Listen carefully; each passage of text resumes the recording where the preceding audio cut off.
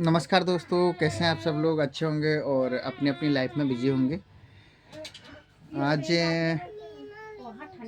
आज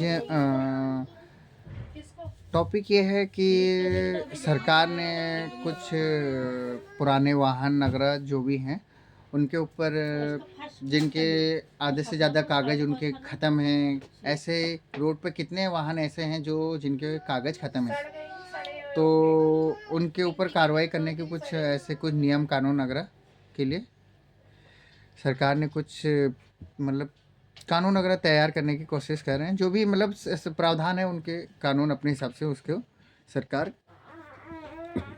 वो कानून बना रही है। तो आज मेरा सरकार से एक निवेदन है। मैं सरकार से इस चीज़ के लिए कहना चाहूँगा, गाड़ी रोड पे जा रही है, ठीक है, मान लो गाड़ी मैंने ली है, मैंने गाड़ी ली है, मान लो मैंने एक बाइक ली है। अब बाइक ली है तो बाइक का पॉल्यूशन वगैरह और फिटनेस वगैरह जो भी है, सर्विस वगैरह और पॉल्यूशन और गाड़ी के कागज़ है, और उसमें मेन ज़रूरत क्या चीज़ की है गाड़ी के। अगर सरकार रोड पर गाड़ी दौड़ रही है तो रोड पे उस चीज़ की सबसे बेस्ट ज़रूरत उसकी किस चीज़ की है? पॉल्यूशन की। तो गाड़ी का पॉल्यूशन होना बहुत ज़रूरी है। ठीक है, पॉल्यूशन होना ज़रूरी है, वो होना भी चाहिए। लेकिन आज मैं सरकार से एक गंभीर मतलब बहुत, शायद ये सवाल किसी ने किया हो, लेकिन मैं कर रहा हूँ। मुझे ऐसा लगता है कि ये सवाल करना चाहिए और सरकार को इस बारे में थोड़ा बहुत सोचना भी चाहिए। ठीक है, पॉल्यूशन है, पॉल्यूशन अनिवार्य होना चाहिए। डॉक्यूमेंट में पैन कार्ड अगर वो तो जब गाड़ी खरीदते हैं तो मतलब अपने डॉक्यूमेंट तो होते ही हैं क्लियर उसमें जब भी गाड़ी दी जाती है। दूसरी बात है कि गाड़ी के जो डॉक्यूमेंट होते हैं वो तो मिलते हैं, चाहे उसमें गाड़ी की आरसी होगी या फिर आपका गाड़ी का बिल हो गया या फिर इंश्योरेंस हो गया या फिर आपका पॉल्यूशन हो गया। पॉल्यूशन उस टाइम फ्री रहता है, बाकी बाद में कराना होता है। 1 साल जो भी उसका वैलिडिटी होती है, 1 साल के बाद अपना पॉल्यूशन कराना होता है। तो 1 साल के बाद जो भी है, व्यक्ति नई गाड़ी लेने के बाद 1 साल के बाद अपना पॉल्यूशन ज़रूर कराएँ, वो ठीक है। लेकिन उसके बाद इंडिकेटर अगर अभी गाड़ियों पे ज़रूर होने चाहिए।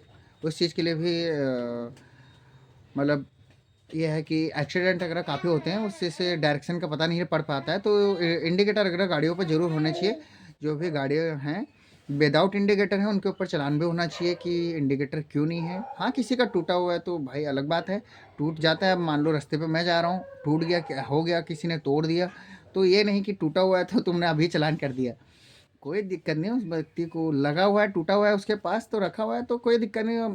1 दिन 2 दिन का उसको मतलब उसको सतर करने का वो है, ज़रूरी है कि मतलब बनवाएँ, लगवाएँ उस चीज़ को। इंडिकेटर वगैरह, हेडलाइट वगैरह अपना क्लीन करके रखें, मतलब क्लियर करके रखें। दूसरी बात ये, जिस चीज़ पे सबसे बड़ी मतलब मुझे ऐसा लगता है कि ये प्रॉब्लम है, तो मुझे लगता है कि इंश्योरेंस पे। इंश्योरेंस से मुझे नहीं लगता कि गाड़ी के इंश्योरेंस से सरकार को इस चीज़ में दिक्कत होनी चाहिए। और क्यों? क्योंकि इंश्योरेंस अगर व्यक्ति कराएगा गाड़ी का तो उसको बेनिफिट होगा, अगर नहीं कराएगा तो उसको बेनिफिट नहीं होगा। तो उसमें सरकार को, मुझे नहीं लगता कि उसमें सरकार का क्या प्रॉफिट है। प्रॉफिट ये है कि जो भी इंश्योरेंस हम लोग कराते हैं उसके उसमें जीएसटी अगर लग के जो जीएसटी का पैसा जाता है वो सरकार को जाता है। तो सरकार को जो जाता है पैसा, वो पैसा नहीं जाएगा सरकार को। इंश्योरेंस अगर नहीं कराते हैं तो सरकार को पैसा जाएगा नहीं। लेकिन मेरा कहने का मतलब ये है, इंश्योरेंस कराने के बाद भी हमें अगर गाड़ी हमारी चोरी हो जाती है, आए दिन तो तुम आप लोग सुनते ही होंगे या हर इंसान इतना नॉर्मली जानता ही होगा कि आए दिन गाड़ियाँ चोरी होती रहती हैं। 4 व्हीलर तो कम होती हैं, खैर 2 व्हीलर वगैरह गाड़ियाँ चोरी होती रहती हैं, चाहे कोई साइकिल हो, बाइक हो, अक्सर चोरी होते रहती हैं। इंश्योरेंस वालों के पास भागना पड़ता है। पुलिस वालों को पैसे खिलाने पड़ते हैं। वो आते हैं वहाँ पे इंक्वायरी के लिए कि कहाँ पर आपकी गाड़ी थी, यहाँ पर सीसीटीवी कैमरा है कि नहीं, यहाँ पर आपका नो पार्किंग है, उसका पैसा लगेगा। अदरवाइज़ हम फाइल आगे जाने नहीं देंगे, फेल कर देंगे। हम कुछ भी लिख के डाल देंगे कि इनका नो पार्किंग में था, ये था, वो था, है ना। तो कुल मिला के अब हर जगह तो पार्किंग होती नहीं है। कायदे के हिसाब से बताऊँ तो आप कहीं दुकान पर सामान लेने जा रहे हैं, मान लो आप दुकान के अंदर गए, जब तक दुकान पर गए, बाहर आपका ध्यान हटा और इतनी देर में आपकी बाइक कोई उठा के ले गया। तो अब पार्क दुकान के आगे पार्किंग तो होगी नहीं। तो पार्किंग नहीं होगी तो वहाँ पर चोरी अगर गाड़ी हो जाती है तो वहाँ पर फिर इंश्योरेंस वाले, मतलब पहले तो मैं ये कहता हूँ कि 50% बंदों को ही इंश्योरेंस का क्लेम मिल पाता है। अदरवाइज 50% अगर मिलता भी है ना बंदों को, क्लेम मिलता भी है अगर गाड़ी चोरी हो रही होने पे, तो उसका भी कितना परसेंट मिलता है पता है? अगर साल भर की गाड़ी आपकी चोरी हुई है, आपने लिया 50-60 हज़ार की, मान लो गाड़ी ली, 60 हज़ार की गाड़ी ली और आपको ज़्यादा से ज़्यादा 30-35 हज़ार रुपये मिलेगा। वो भी 30-35 हज़ार तब मिलेगा जब आपको 10 हज़ार रुपये समथिंग खर्चा करना पड़ेगा। उसमें 5-6 हज़ार रुपये, 5 हज़ार 6 हज़ार रुपये कम से कम पुलिस वाले खा जाएंगे, और 1,000-1,500 रुपये तुम्हारे चक्कर लग जाएंगे इधर उधर, कभी इधर जाना, कभी उधर जाना, कभी वहाँ जाना, कभी पुलिस थाने जाना, कभी कहाँ जाना के लिए। तो मतलब 1,000 1 रुपये तो तुम्हारे ऐसे ही बर्बाद हो जाएगा किराए भाड़े में। और 5-6 हज़ार रुपये पुलिस वाले 5,000 रुपये से कम लेंगे नहीं। 5-6 हज़ार रुपये पुलिस वाले लेंगे जो आएंगे वहाँ पे इंक्वायरी के लिए कि कहाँ पर आपकी गाड़ी खड़ी थी, कौन सा पार्किंग थी कि नहीं थी, नो पार्किंग में था, कहाँ पर था, क्या था, वो चीज़ वेरीफाई करने के लिए आएंगे। वो पास करेंगे कि हाँ बंद की जाए, यहाँ से चोरी हुए, तो वो अपना वहाँ पर से ओके करने के लिए वो 4-5 हज़ार रुपये वो ले लेते हैं। उसके बाद फिर उसमें ये भी देखा जाता है कि पॉल्यूशन था तो पॉल्यूशन चेक किया जाएगा, गाड़ी के दोनों चाबी थे तो वो चेक किया जाएगा, इंश्योरेंस था, हाँ तो वो चेक किया जाएगा, गाड़ी के और आरसी अगर हैं ओके सब, तो वो चीज़ चेक करी जाएंगे। तो तब जाके वो, उसके बाद भी फिर वो इंश्योरेंस वाला अगर कुछ, वो इंश्योरेंस वाले को देना पड़ेगा जो तुम्हारी फाइल बना के पास करवाएगा, जो इंश्योरेंस दिलाया आपको, क्लेम दिलाएगा, आपको कुछ पैसा फिर उसे वहाँ देना पड़ेगा कि भैया उसने भी अपना तुम्हारा चेक बनवाया है, तुम्हारे फाइल आ गए पास की है। तो इस वजह से 10-1 हज़ार रुपये तो ऐसे ही लग जाते हैं। 35 हज़ार, 30-35 हज़ार रुपये जो मिला, समझ लो वो 15-20 हज़ार, 25 हज़ार रुपये आ जाती है गाड़ी की वैल्यू। साल भर के गाड़ी चोरी हो गई तो 20-25 हज़ार रुपये मिल गए, बस बस वही है, वो भी चक्कर खाने के बाद। कुल मिला के तो यही कहना चाहूँगा, ठीक है पॉल्यूशन का काम है, पॉल्यूशन होना चाहिए।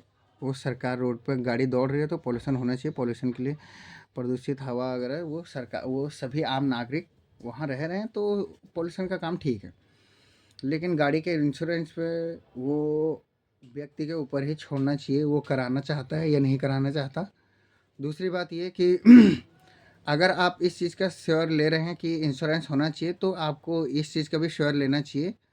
अगर आप इस चीज़ का ग्रेड ले रहे हैं कि आपको इंश्योरेंस कराना ही चाहिए, आप उसका जीएसटी ले रहे हैं, सरकार अगर उसकी जीएसटी ले रही है तो सरकार को ये चीज़ भी निश्चित करना चाहिए कि आम व्यक्ति को उसकी गाड़ी चोरी होने पे या एक्सीडेंट होने पे उसका उसका पैसा पूरा मिले।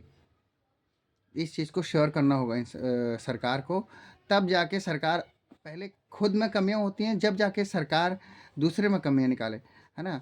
ठीक है, मैं ये नहीं कह रहा हूँ कि नहीं होना चाहिए, होना चाहिए, लेकिन कायदा यही होना चाहिए कि या तो अगर सरकार करवा रही है इंश्योरेंस अगर, क्योंकि इंश्योरेंस से कोई गाड़ी का वो है, मैटर है। गाड़ी अगर से रोड पर ठुक, अगर एक्सीडेंट हो भी रहा है तो गाड़ी वो हो रही है, उसमें इंश्योरेंस से कोई मतलब है नहीं। इंसान मर गया और इंश्योरेंस गाड़ी का करने से क्या मतलब है?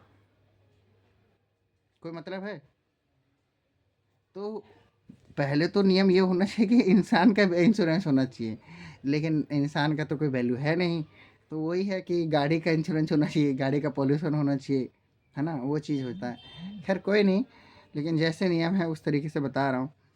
तो पॉल्यूशन ठीक है, लेकिन इंश्योरेंस के ऊपर जो मैंने बात करी है, इंश्योरेंस के ऊपर मुझे ये दिक्कत लगती है। और होनी भी चाहिए ये प्रॉब्लम, मेरे को लगता है कि आम व्यक्ति को सभी को होगी जहाँ तक है, क्योंकि ऐसा होता है और मेरे साथ तो खैर हुआ है, तो मैं इसलिए बता भी रहा हूँ। बाकी अगर ये बात को ज़्यादा से ज़्यादा गवर्नमेंट तक शेयर कीजिएगा सरकार द्वारा। अगर ये वीडियो जाएगी सरकार तक तो तभी जाके इस वीडियो बनाने का कुछ मकसद होगा। बाकी अगर वीडियो अच्छी लगी हो, चैनल को लाइक और चैनल को सब्सक्राइब और वीडियो को लाइक कीजिएगा, और ज़्यादा से ज़्यादा अपने यार दोस्तों में शेयर कीजिएगा। और क्या बोलते हैं, अपने कमेंट में ज़रूर अपनी राय ज़रूर दीजिएगा कमेंट बॉक्स में। अपना जो भी आपको लगता हो कि जो बात मैंने कही है वो सही है या नहीं है, क्या कहते हैं, अपनी राय ज़रूर कमेंट बॉक्स में दीजिएगा। अगर किसी बात से मेरे कोई बंदा दुखी हो या सरकार द्वारा ऐसा लगता हो कि मैंने ये बात गलत कही है, तो उस चीज़ को ज़रूर, उस चीज़ के लिए मैं माफ़ी चाहूँगा, और कमेंट में ज़रूर बताइएगा कि ये चीज़ आपने गलत कही है। धन्यवाद। आज के लिए इतना ही कहना चाहूँगा। धन्यवाद।